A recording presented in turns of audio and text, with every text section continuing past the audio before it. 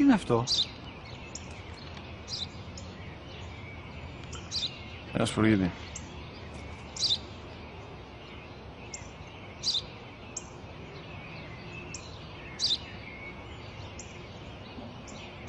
Τι είναι αυτό?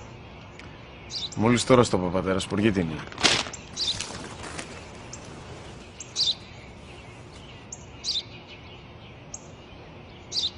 Τι είναι αυτό? Ένα σπουργίτη είναι, πατέρα. Ένα σπουργίτη. Σπου-γι-τι!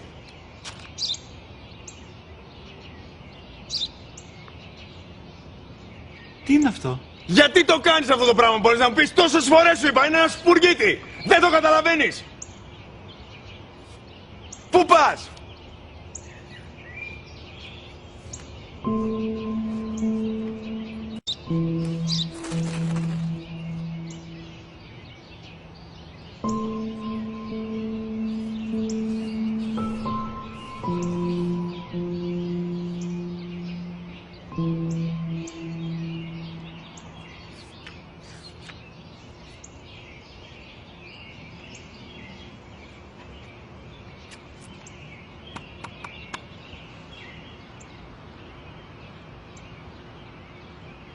Δυνατά.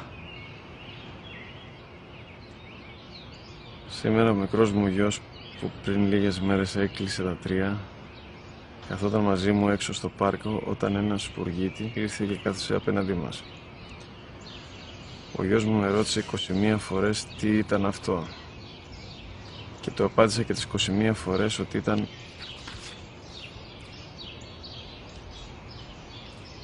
ένα σπουργίτη. Τον αγκάλιασα τρυφερά και τις 21 φορές που μου έκανε την ίδια ερώτηση, ξανά και ξανά, χωρίς να εκνευριστώ, νιώθοντας στοργή για το αθώο μου αγοράκι. وَقَضَى رَبُّكَ أَلَّا تَعْبُدُوا